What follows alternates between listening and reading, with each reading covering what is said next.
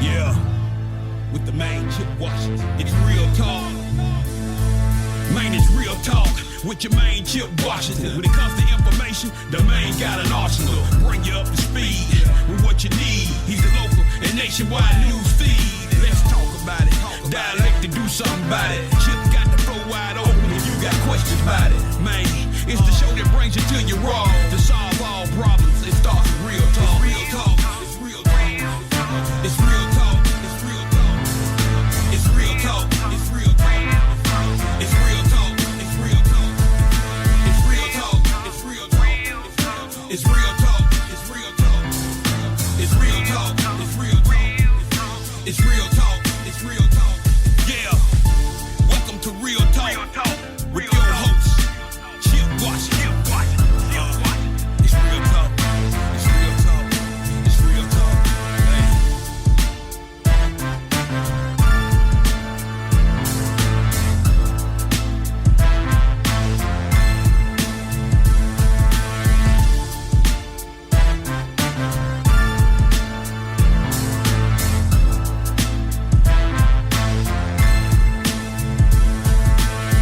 And here we go. Here we go on this Monday evening in the city. It's a beautiful Monday evening in the city. I won't even bore you on how difficult it was to get here on time this evening, but we are here and we are fired up and ready to go. It's 6 o'clock straight up, which means it's time for another edition of Real Talk Memphis. I am your humble host. My name is Chip Washington. Glad to be here. And I'm literally just sitting down. I promise you, I'm just sitting down. I'm trying to get myself together here and trying to get everything going. Bryn is here with me this evening. And you know what? We always get it done. No matter how we need to get it done, we always get it done. I'm glad that we are here this evening. And more importantly, I'm glad that you all are out here as well to join us for the next 60 minutes or so.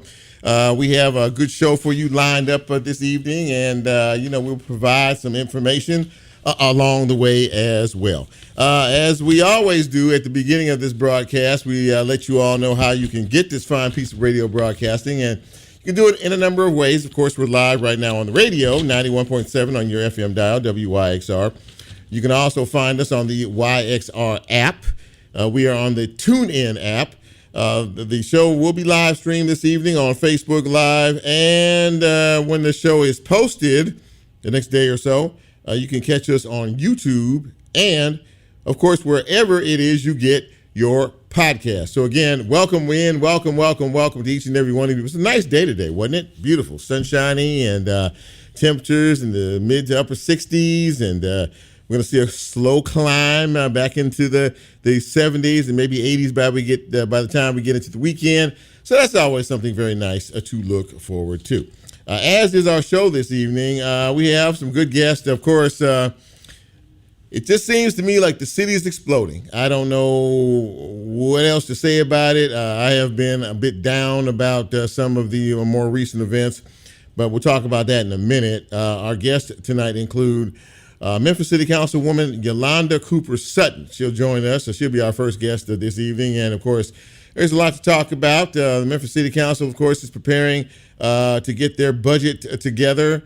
Last week, Mayor Paul Young announced that he would be seeking a property tax increase to fill in the gap of a $30 million deficit in the city coffers. So we'll talk to her about that. We'll talk to her about the violence in our city and some of the other important issues that are happening within the city of Memphis. A little bit later on, we will talk to the Reverend Dr. Earle Fisher, senior pastor of Abyssinian Missionary Baptist Church here in the city. And, of course, he's a community leader. He's a community activist as well. And he has really been focused on the legislative activity up in Nashville. And many of the bills that have been proposed and many of, some of the items and agendas that they have been dealing with up there have not been too kind to us down here in Memphis and Shelby County. One of them I know that he has a particular issue with is this issue of reparations.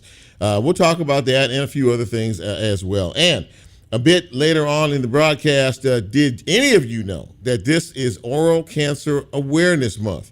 We all know how important it is for good dental hygiene, obviously, in terms of our teeth.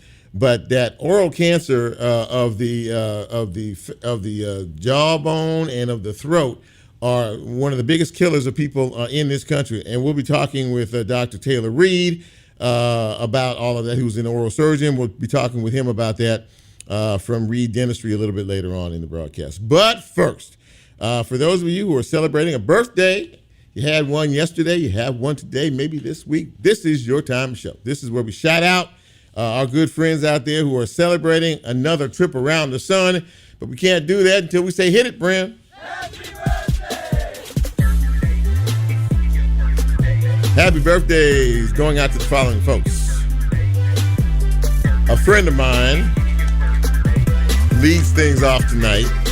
He is a radio broadcast legend in this town. His name is Melvin Cookin Jones. And Melvin Jones celebrating his birthday today. And happy birthday to you, sir. I call him legend because he is one. Also, happy birthdays going out to Rodney Dunnigan, to my cousin Claire Phelps, celebrating her birthday today, as is Aurelia K. Kelly, Landon Kane, Iman, Tia Dorsey, Eric Boyce, Dorothy Triplett, another friend of mine, and Vicky and David Williams, also friends of mine, all celebrating birthdays today. And we wish you a very, very happy birthday. We hope this day has been filled with love and laughter. And we hope to be here next year for your next trip around the sun. Thank you, Brand. Appreciate it. So getting into some news and notes, of course, many of us are aware of what happened in Orange Mound on Saturday evening. That whole community is grieving, as are the rest of us. A mass shooting at the Orange Mound Community Park. After folks were out there enjoying themselves, having a block party. This happened about 7 o'clock or so. Shooting rang out at the end of all of that. 9 people were shot and injured. 2 people were killed. One, a 22-year-old male, and another one, a 17-year-old, so another teen, yet gone at the hands of others. The other wounded individuals' ages range from 16, as young as 16, to as old as 29, combination of males and females hit. According to law enforcement, the remainder of those folks are going to be in stable condition. Now, there was one added to this list earlier today, which makes it, of course, 9 people shot. Again, according to law enforcement, there are 200 to 300 people in the park Saturday evening celebrating, having a good time at a block party when these shots rang out. Right now, there is no suspect information. The investigation continues. There is a $15,000 reward for anyone offering information connected to this very, very, very tragic situation that happened on Saturday evening. What are we going to do about all of this? You know, we keep saying the same thing over and over about the guns, putting the guns down. There are guns everywhere. Everywhere in this city, everybody has a weapon, it seems, and they're not afraid to use them. Also, earlier this afternoon, slain law enforcement officer Joseph McKinney was laid to rest this afternoon. So the funeral was at the Hope Church up on Walnut Grove. Of course, it's a very, very sad situation. The investigation into all of this continues. The DA says that this Officer McKinney, was killed by friendly fire. The 17-year-old suspect, now there were 2 suspects, obviously we all know, right? The 18-year-old who died that night of his injuries. The 17-year-old was shot as well as the bullets continued to fly back and forth. He, I believe, is still in the hospital recovering. According to the district attorney, there will be charges. This 17-year-old is already charged with second-degree murder and reckless homicide. According to the DA, they are going to try him as an adult, and there will be more charges to follow. Extraordinary, sad situation once again, where there seems to be no respect for humankind. It doesn't matter what profession you're in, whether you're in law enforcement, whether you're a teacher, whether you're just a working man, a woman, or a child. These guns, these people that are pulling the trigger on these guns are taking indiscriminate lives without any care in the world. And something has to be done about it. As we always say, We keep praying, but folks are now talking about National Guard. We need something here to try to stop all of this before it's too late. Seems to me it's just about. I don't know what too late means, but in terms of where we are and the violence that we're seeing in our city every day, we're at a place where some definitive action needs to be taken. Now, if you have an answer to that, I'd be more than happy to hear it. Also, there was an interesting article in the paper yesterday about truancy. We're always trying to figure out about these young folks and how, why nobody's in school, and why they're out in the middle of the day committing these crimes, as many of them are. The state of Tennessee started keeping statistics on truancy back several years ago, 2018, 2019, something like that. Well, they released some of the current statistics, and Memphis and Shelby County schools. Let's just take that many of us are focused on right now. Just under 30% of all school-aged children are absent. Chronically absent with no excuses whatsoever, just absent, decided not to come to school.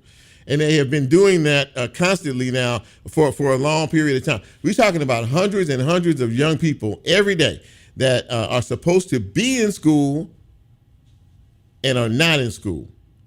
And I guess they leave the house in the morning about 8 o'clock or so, and then they decide to instead of taking a right turn to the school, they decide to take a left and go wherever they go during the day to commit whatever crime they decide they want to commit that day. But 30% of all youngsters in Memphis and Shelby County schools who are school-aged children and supposed to be in school are truant and absent every day. Are there rules about that? I would think so. Is there a law about that? I would think so. But they don't seem to be applying anything toward following those rules or following those laws. And once again, we are at a crisis point in our city. You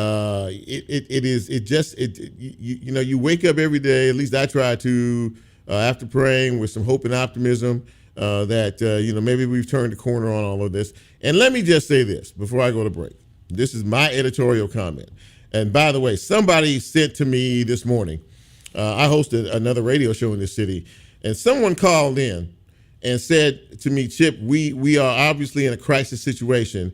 I said, well, no disagreement there. And they said, you know what, this is the KKK. This is like the KKK, revising itself all over again. And I was a bit perplexed by what they meant by that. And he said, Chip, the KKK in 2024 means kids killing kids. And I just had to stop and pause after he said that, because that's where we are. It's genocide happening on an outrageous level in this city, and kids are killing kids. The new KKK. Now take that and think about it, when you have a moment or two, and try to digest that. We're going to take a break after all of that, and we're going to get into the broadcast here. I was looking to see if my first guest logged in, but hopefully she will shortly. This is Real Talk Memphis. I'm Chip, very happy to be here.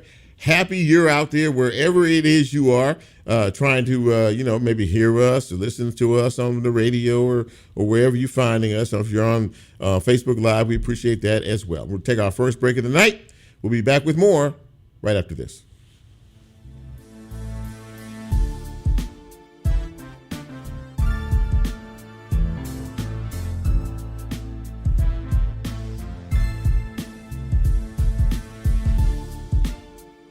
If you like Real Talk, here's a way you can get involved. Do you have a show topic idea or suggestion? Want to be considered a guest or have a guest idea? Then send Chip a message on his Real Talk show page and you can be a part of the Real Talk experience. So as he always says, go out and tell somebody. We'll be right back.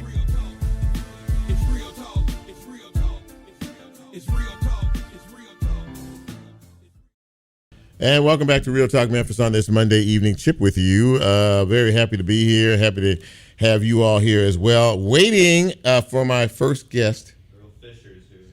Okay. Waiting for my first guest, who is Councilwoman Yolanda Cooper Sutton, that's supposed to be joining us. And I don't see her online right now. I don't know if she's having issues getting in or not, but Reverend Earle Fisher, I think, is on the line, and according to Brent, he is here, and we might as well go ahead and bring him in since the councilwoman is unable to join us. And Pastor, can you see me? Can you hear us? Okay.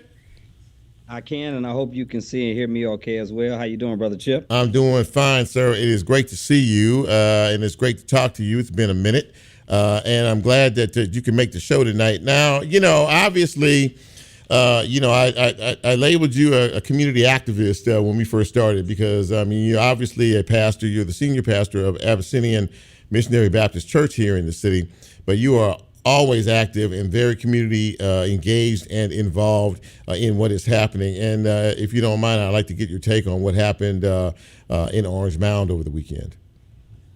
Well, thanks for having me back, man, and I appreciate those introductory words. I think I share the sentiment of most, if not all, Memphians insofar as my grief is concerned relative to the continual influx of guns in Black communities and the gun violence that we continue to experience. I don't think anybody should be fond of mass shootings. And the technical definition of mass shootings, I think, is any shooting with 2 or more people at one particular time, or It might be 3 or more people at one particular time. Right. But I know there's been far too many of those in Memphis and Shelby County over the last few years. I would like to, again, just remind some of us of like how we got to this point, because I heard you say earlier, and kind of like your lead in this situation around a crisis that we are in. Mm-hmm. I think most people, especially advocates and organizers and people who have been engaged in community work, would say we've been in a crisis for quite some time. Like, this is not anything that just happened in the last 100 days or the last 2 or 3 years. It's something that some of us been screaming from the mountaintops about and kind of saw it coming. And so I'm hoping that we can now recalibrate and have some more honest conversations about the best ways to offset some of the stuff that's happening in the community. But of course, my heart goes out to the families of the people in Orange Mound. And as a resident of Whitehaven, we ain't got nothing but love for the folks in Orange Mound and across the city. So hopefully we could do more than what we've been doing. Yeah, it is a crisis epidemic. I don't know if you heard me earlier. Someone I spoke to earlier today used the term KKK to describe what is happening out here. And their definition for KKK is kids killing kids. And we have surely seen our share of that. In the 2 deaths that we saw in Orange Mounds Park the other day. One of them was indeed a teen of 17 years. And there's nothing sadder than watching a parent of a child who has been slain in a tragic circumstance. It just tears my heart out every time I see something like that. And I know that for you, the sentiments are pretty strong as well. Yeah, absolutely. You're talking to somebody who has had to eulogize people who have been victimized by gun violence, and people who have had to walk with families whose, loved ones have either perpetrated gun violence or been victimized by it. If you think back to 2020, at the height of the George Floyd protests, this is when the city of Memphis, under Jim Strickland at the time, started having these conversations around reimagining policing and trying to figure out ways to engage communities on strategies to reduce gun violence. At the time, one of the organizations that I'm connected to, the Black Clergy Collaborative of Memphis, started amplifying the notion of gun violence as a public health crisis. And I know at some point we're going to talk about, because in your lead-in you referenced me and some of the things that I think should or should not be happening in Nashville. Right. One thing is for sure, and 2 things are for certain. The stats show since the passage of the permitless carry bill in Nashville, gun violence has increased, as well as car break-ins, which most of the time are byproducts of people breaking in cars looking for guns. And so as much as we hear people like Senator Brent Taylor and others talking about the things that we should do to minimize gun violence, until you repeal the bill for permitless carry, I just don't believe you're serious. Not only that, I want to go a little bit further, Brother Chip, because I think you said something to this sentiment a moment ago. The guns are flooding our community. I think you said everybody has one, Yes, right? it seems like I it. think, It seems like it, yeah. and so it's one thing for people to have access to firearms. It's another thing for people to have access to military grade weapons. And at some point, we have to collectively investigate where these guns are coming from. You cannot pay me to believe that some of these young people who I see with Dracos and AR-15s, many of whom bought them, in the back room for $100, right? You can't tell me that everybody's going to the gun show to get them. You can't tell me everybody's going to the pawn shop to get them. These things are being sold on the black market, and I think we're doing ourselves and our young people a disservice if we're not trying to get to the source and the root of some of these issues. I know our impulse is to be tough insofar as law enforcement is concerned, and in these situations and circumstances, I don't denounce that, even though I'm not all that fond of it. I understand its necessity. But at the end of the day, no matter who is in office and no matter who is offering thoughts and prayers, if we don't get to the bottom of this, then it's probably going to get worse before it gets better. Many people are starting to utter words because of the constant violent acts that are happening in our city, are starting to utter the words National Guard. I mean, people are, if you watch the news and you listen to people talk, people are afraid. People are concerned, obviously, and people want anything to happen except to see another life taken, by a senseless shooting. And, we need help here. We need something to stop this whole deal or what have you. Do you have any particular take on that one way or another? Yeah, I mean, I just don't feel like that is the ultimate answer. That's a slippery slope. You start talking about the National Guard. Because a minute ago, I referenced the notion of reimagining policing and trying to modify and improve the relationship between law enforcement and civilians. Because if we think about this, even though the numbers are far too high, if you get technical with statistics and data and percentages, it is a small percentage of people engaged in this type of behavior. True. And so I never think that the answer is a large net or wholesale violation of people's civil and human rights, trying to get down to the 1 to 2 to 3% of people involved in this stuff. And when you look at the National Guard, they get to operate under a completely different set of rules of engagement.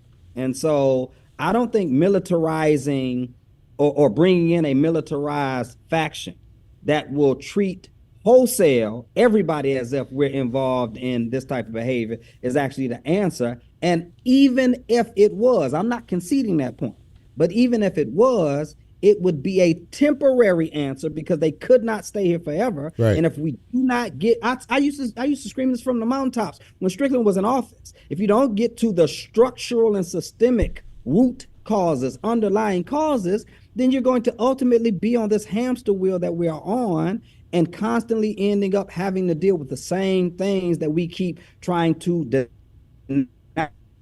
or push off. So no, I don't subscribe to the notion that the National Guard should come in. I know that there are people who do, and people who I got love for might say that. I just don't agree with it because it's not a technical solution and it's definitely not a long-term solution.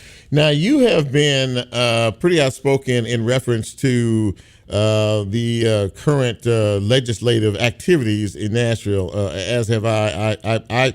I have no problem saying that they have done nothing of substance in terms of what happens here in Memphis and Shelby County. As a matter of fact, they're trying to take over. It seems like there's almost like a state takeover that is happening up there these days. In particular, what is happening down here in our communities that these legislators, and you mentioned one, Senator Brent Taylor, and others, Senator John Gillespie and others, who are bringing forth in terms of legislation. What is your take on what is happening in Nashville at present? Well, one of the ways I think we need to enter into this particular segment, Brother Chip, is by talking about how we ended up with somebody like a Senator Brent Taylor or Representative John Gillespie, right? Especially the Brent Taylor phenomenon, because for those who don't know, he replaced Senator Brian Kelsey, yes, who got found guilty of campaign finance fraud and had his seat taken from him. Mm-hmm. There was a special election, if I'm not mistaken, for that particular seat.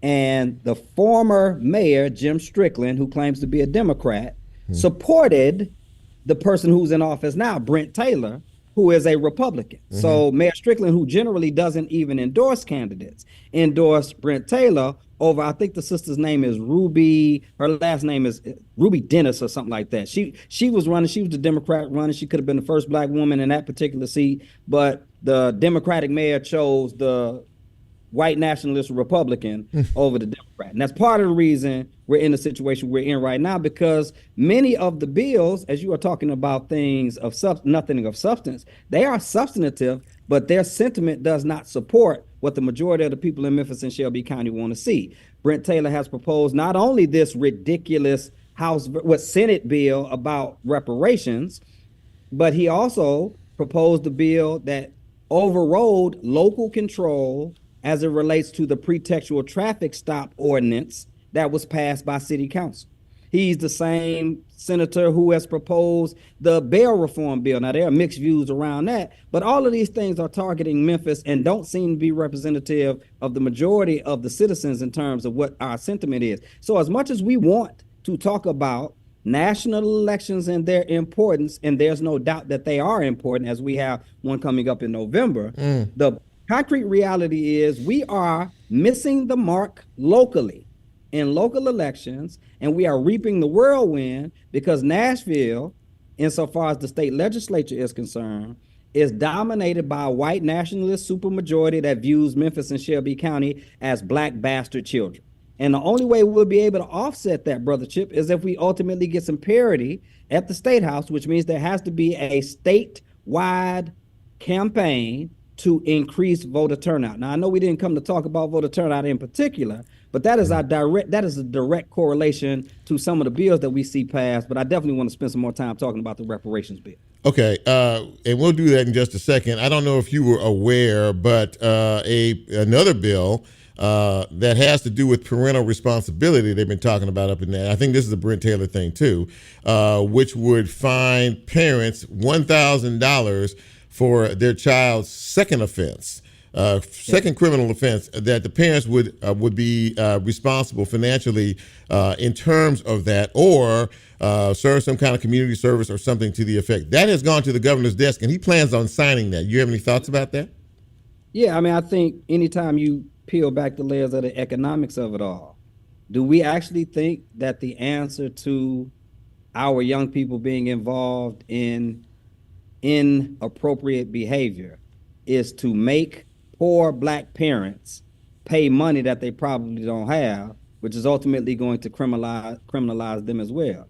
I'm all for the high stakes of it all and trying to do what we can to get parents more engaged. I plan on meeting with a group of parents and some of the principals in the Whitehaven area either later this week or next week because of the stuff that's happening at the local schools or the neighborhood schools in the close proximity to Abyssinian at the time of dismissal. So there definitely is space for us to do deeper dives of community engagement to get parents involved. But you mean to tell me the answer is fining poor black parents for not able to reel in the same young teenagers who could walk up the street and get easy access to guns and drugs, but can't walk up the street and get access to a equitable education, and can't even walk up the street to catch transportation to a job that pays a livable wage? Clearly, this is what I call microwave solutions to crock pot problems. But not only that, economically, it targets the most vulnerable group of people in our society, which are generally poor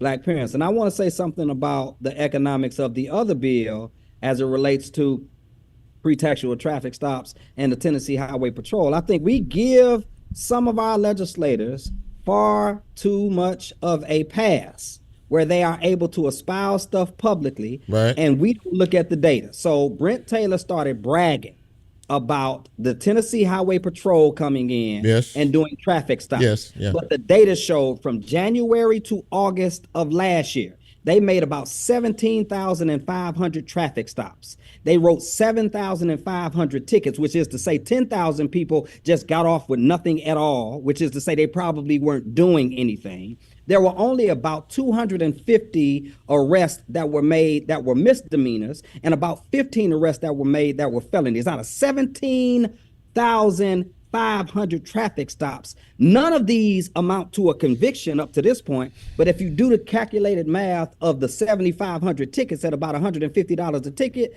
that's about $1 million. None of that goes to Memphis and Shelby County. Right. It goes to the state of Tennessee. Right. So we need to do better collectively about holding people accountable for the things that they espouse and the things that they propose and the bills that they pass and what the ultimate effects of those things are. You mentioned earlier, and this is one of the reasons why I wanted to have you on the show, is your fight for reparations, and you actually you've actually gathered some signatures of some folks here in the city. Talk about this particular situation and why you're so engaged in the reparation battle.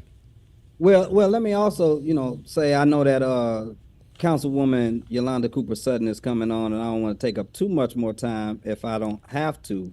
And as such, on Thursday at 6:30 here at Abyssinian Baptist Church, 3890 Mill Branch, 38116 in Whitehaven, we'll actually be hosting the Racial Equity Ad Hoc Community Meeting. And the Racial Equity Ad Hoc Committee is the one that the Shelby County Commission implemented to conduct this study of racial and economic inequity in Memphis. So they didn't call it reparations. It's not technically called reparations, but if you look at some of the models across the country, places like Evanston, places like California, I think Boston, Massachusetts has this, thing's the place in Minneapolis, and people are studying the ways to try to offset the structural and systemic racial and economic inequities that trace back to enslavement. And so what the bill in Nashville attempted to do was not only stop localities, which would be cities or metropolitan areas like Memphis, right, metro governments like Nashville, right, or municipalities like Memphis, metro governments like Nashville, and county governments like Shelby County, not just from the disbursement of any type of funding, but from the study of reparations itself. So I want to thank the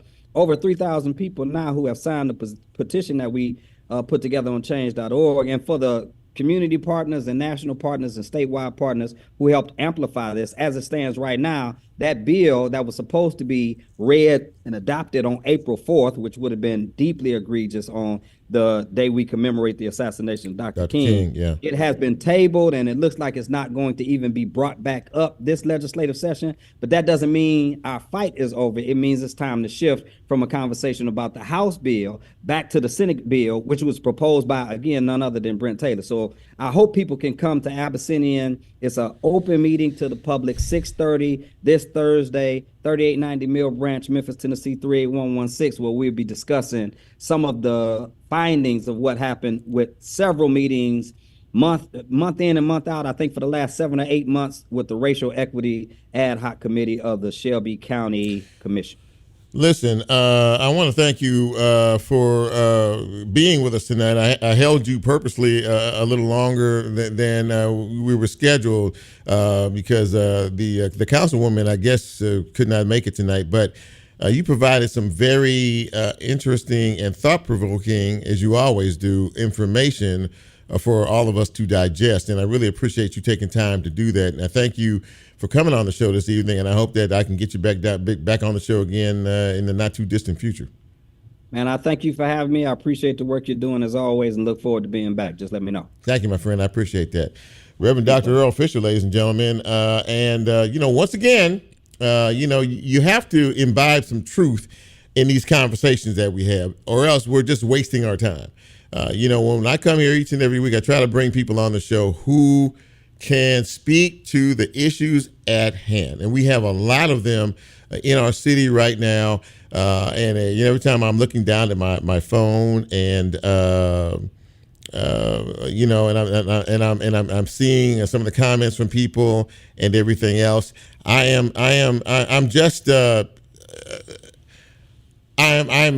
happy that people are engaging in this conversation. I'm happy that people are involved in the conversation. One of the reasons why I wanted to have Councilwoman Sutton on is because she is a woman of action, and she is a woman who doesn't mince words. I remember a couple of weeks ago, after a committee meeting presentation by, I believe it was the chamber, talking about the economic disparities in our city that we all are aware of, and the fact that the minimum wage is not satisfying households all throughout the county.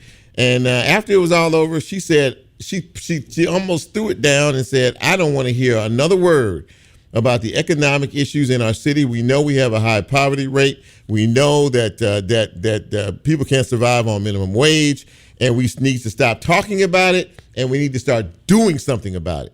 And that was to me was how I was really focused on in terms of a conversation with her, because I know that for many of us the talking part is the frustrating part. I get all that. But at the same time, we have to have conversation and keep this thing alive so people don't think that we're accepting the status quo. None of us should accept the status quo of what is happening in our city, in our community right now. And we need help. And every time something happens, like happened over the weekend, we hear from legislators. We didn't hear from the governor. We didn't hear from Senator Brent Taylor. We didn't hear from any of the Republicans that I know of. I could be wrong, but that I know of, in expressing outrage at what is happening here and all over. And that is why it's important to have conversations with people like Pastor Earle Fisher, who is absolutely, if you know anything about him, he is absolutely not afraid to tell the truth and to say what needs to be said in circumstances like this. I'm going to take a break, and when we come back, we'll continue on this Monday edition. So far, it's been pretty good. I hope you think so as well. We'll take a quick break. We'll be right back.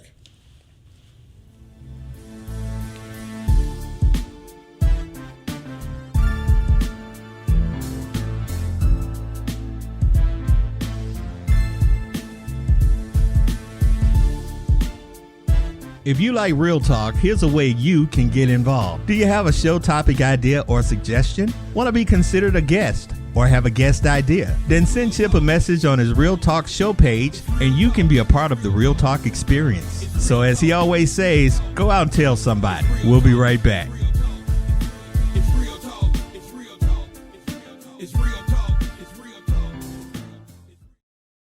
Programming on WYXR is brought to you by a grant from Arts Memphis, who has been working behind the scenes for 60 years to grow the foundation of Memphis arts.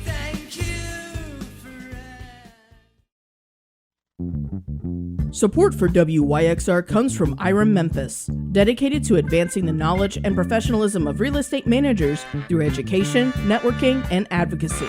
More information at irem-memphis.org.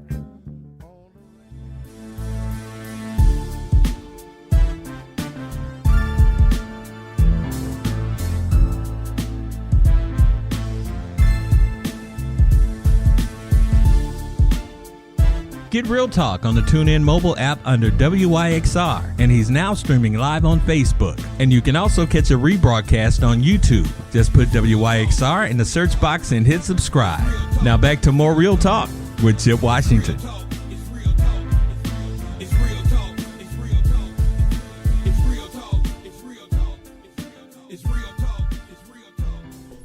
And welcome back to Real Talk Memphis on this Monday.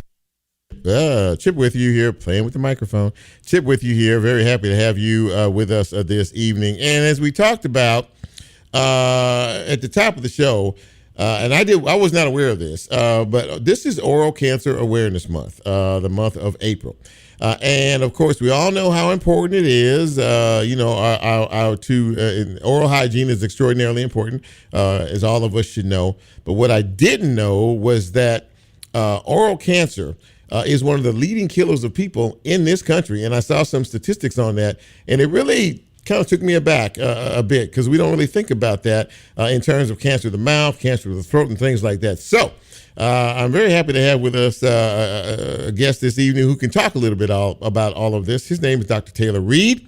He is an oral surgeon with the Reed Dentistry Group. And Dr. Reed, it is great to see you. How are you tonight?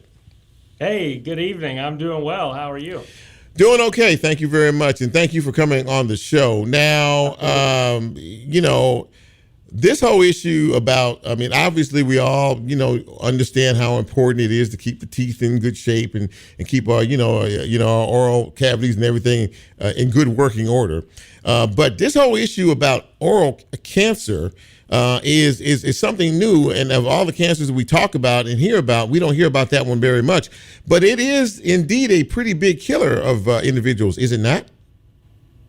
Yeah, it's a sobering thing to think about, and hopefully, to your point, not something that maybe everybody thinks about. And thankfully, that's not something that a lot of people have to deal with. But it's one of those things. It's not as common as a skin cancer or maybe some other things you see, like lung cancer and things like that. But unfortunately, the most common type is squamous cell carcinoma, and it's just not a good one to get because it moves very rapidly. One of the more common statistics is that if you include mouth and throat cancer with the statistic of oral cancer, it kills one person every hour, every day.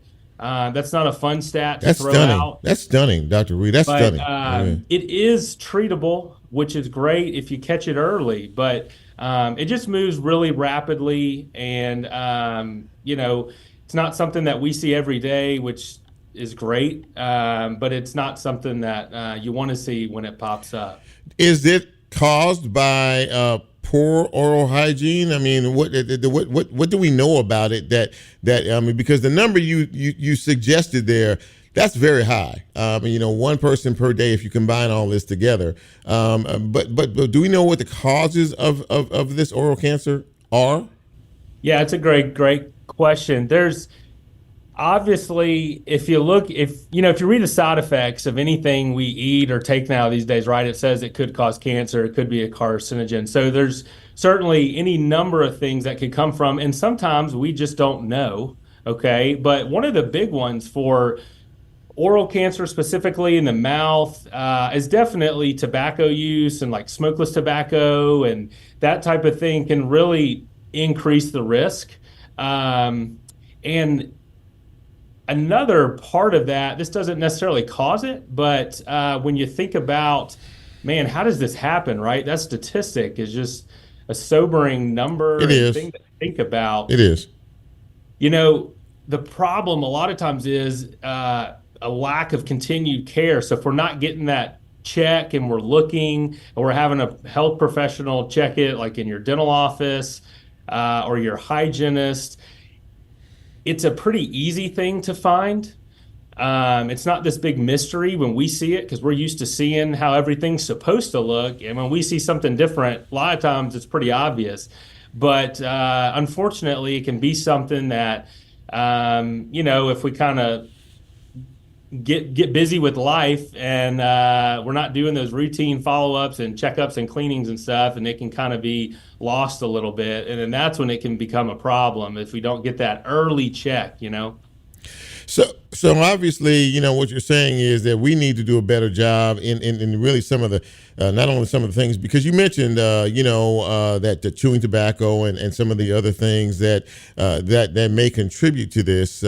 But really, basically, the overall importance of keeping our dental hygiene up, getting cleanings and taking care of problems that you might have that a lot of people may, well, I'll just wait and see if it goes away, that kind of thing. But these could be indicators of bigger issues. Am I correct in that? Sure, absolutely. And I think you're right. And I think whether we know always what caused something, if we can get in there and at least get in the office, let somebody else be able to take a look at things. And maybe if you can catch it early, maybe you didn't know something was a problem, right? But somebody else did. We saw it and we started asking some questions. Hey, how long has that been here? Does that bother you? You ever noticed that before? That can just be huge and be a huge preventative thing. There's so many things you think about going to the dental office, and you think about getting, you mentioned just your oral health and your hygiene, getting cleanings, or maybe you need something fixed with a tooth or a filling or a crown or whatever it may be. We don't really talk about the oral cancer screening that much, to be honest. If you came into our office and you're going to get a cleaning that day, you will get an oral cancer screening. Wow. I'll be honest with you, I hadn't heard that. And I mean, I go to my dentist fairly regularly. I mean, when I need to, but I mean, so you do actually give an oral cancer screening, and what does that consist of? How do you do that? Yeah, absolutely. This is a good reminder for myself because we are doing it, and there's an insurance code and there's a code for it and all these type of things, but we don't necessarily talk about it that much with our patients until there's a problem. Yeah. Right. So most of the time you're not talking about it because in most offices, there's not a charge for it. There are a lot of new techniques out there. We have tried them all. There's different types of fluorescent lighting and all sorts of things that, the goal is to try to detect changes as soon as you can. But, the number one thing that they mention, or that they say studies would say, this is the number one thing to catch it and prevent it. Mm-hmm. It's just a visual check and a palpation check. So it can take 20 seconds. Doesn't have to take a 10-minute thing, right? And it's just a visual look. We look at the whole mouth, right? Tongue, palate, lips, cheek, just checking everything out, and then a quick feel of all of those surfaces and that tissue. And from that, we are so used to looking at what's normal, we can pretty well tell if something's not normal. And even if something's not normal, don't hear me say that means you have cancer or oral cancer, right? But we'd rather be safe than sorry. Yeah. And so then we may say, hey, let me see you back in a week, or let somebody else take a look. Right. So we're a general dentist practice and we're general dentists, and there's plenty of times we need to let the experts look and say, hey, let's just get another opinion. And it may be nothing, but we'd rather be safe than sorry. Right. But it can be as quick and easy as a look, check, and that's your oral cancer screening. Is this something that if dentists don't necessarily mention it during a routine examination, is this something that as a patient you could ask for? I mean, you could say, hey, can you maybe take a look to see if there's anything abnormal going on inside my mouth? Absolutely. You should be totally welcome to be able to do that, and hopefully, I think as a whole field and our profession, we are doing that when patients are coming in for, their 6 month or 4 month, whatever it is, your cleanings and stuff. But that's already being done. But again, it could be something we're not even talking about. And there's other times where, let's say you're not due for any work, but one thing to look out for, right? Is there anything changing in your mouth? And is anything bothering you? Like, do you notice anything? Those would be times to call up the office and say, hey, could you guys just take a look? Because I just want to make sure that there's nothing new going on or there's not a problem here. We get mouth ulcers and people get all sorts of things that can come up, and that's not necessarily cancer. Most of those things are going to resolve within a week to 2 weeks. Okay. And so a lot of times for us, you come in and you're worried about something, we're going to ask, well, how long has it been there? And what's it feel like? Do you notice it? And sometimes it might be, listen, it's only been a week. Let's give it another week or two. And let me see you back in a week. That's 14 days. Yeah. And if it's an ulcer or something that's going to go away, then you should be good. And if it's still there, then we know, okay, then we need to follow through with maybe some other things. The other, thing to note that I'll just mention is, it's most commonly found on the lateral border of the tongue. So the sides of the tongue, that's the most common spot. Next would probably be the palate, so kind of more of the roof of the mouth. Right. Then you get into more like the cheeks and that sort of thing. But so those are the things we're looking for. And trying to see, do you remember something that happened, or did this just kind of pop up? And those are kind of the questions we would be asking and wanting to know. Well, this is for me very interesting, and because it's something that I didn't really realize, was going on out here and happening out here in terms of what you're talking about. But this should also be a warning for people to pay attention, really pay attention, especially what is happening, in your mouth and things like that. And if something is different, if something is not right, to bring it to a professional's attention. I'm really, this is information I think that people really need to get a hold to, especially because it is a pretty prevalent thing. When you think about mouth cancer, you think about throat cancer and things like that. And that's just a bad situation. But the whole kills one person every hour, every day of the year, a statistic is pretty telling. But thank you for making us aware of this, and thank you for walking us through some of the things that we may take for granted, that we don't need to take for granted, and go to see professionals like you about. And I really appreciate you coming on the show. Thank you so much. I really do. Thank you so much for having me, and hopefully it's something you never have to worry about. Absolutely. Amen to that. Dr. Taylor Reed from Reed Dentistry, thank you so much, man, for being a part of the show tonight. Thank you. And hopefully we'll get you back down here again before too long, okay? Thank you so much. Y'all have a good night. You too, my friend. Thank you. So listen, ladies and gentlemen, that was a great interview, by the way. And, some good information I shouldn't know a lot about what he was talking about, but I do now. And don't take things for granted is basically what it means. We were supposed to have, I'm sorry, I'm a frog in the throat. We were supposed to have Yolanda Cooper Sutton, Councilwoman Sutton, on tonight, but some technical issues and some other things that prevented that. We'll get her back on. I may get her back on next week. As a matter of fact, we'll be working on that as soon as we get out of here tonight. But, honestly, and again, before I go, I want to thank all of you who take time to check out the show and watch what we're doing, see what we're doing, the information that we're providing. I really want to thank Reverend Earle Fisher for coming on the show tonight and really laying out some good information for all of us in terms of just what is happening in our communities and what is happening in Nashville and how we need to pay attention. The bottom line to all of this is, if you don't vote, nothing changes. And we get a little lazy with the voting aspect of things around here, but we need to start to galvanize as a community, galvanize as a city, and say, you know what, enough is enough on whatever level that comes on. We need to do that here in this city. And I'm not going to stop talking about things just because it makes people feel uncomfortable, because we're all uncomfortable right now with what is happening in our city. All of us are uncomfortable. And, it's a difficult thing. As I said earlier, one of the most hurtful things in the world is to watch a parent talk about the death of a child, especially one that is unexpected. And we see that all the time around here, and it's becoming more of a habit, and people are becoming desperate in how we respond, how we react, and what we need to do next in all of this. We can't arrest our way out of these situations.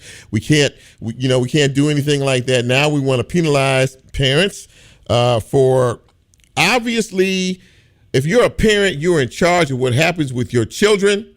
And as Bryn plays this out, and we need to take that more seriously. The State House is the governor's gonna sign a bill that says if your child is a chronic troublemaker and he does it once, he'll get away with it, but twice, guess what? They're coming knocking on your door, and they're gonna say, "Pay up, please," to the tune of $1,000. Now, if we don't want that, then you know what? Then you get what you get in terms of all this. But we can do better, and we need to do better. Thank you, ladies and gentlemen, for being a part of this show tonight. I really appreciate all of you who are checking us out by radio or by the app or on the live stream. I really appreciate you more than you'll ever know. If you like what we do, continue to support the show and tell others about it so they can support it as well. There is strength in numbers. Believe that. So for all of us here at Real Talk Memphis, for Bryn, for Nicole, for Lola, and for yours truly, be safe, be careful. I'm praying for each and every one of you. And until next time, we are out.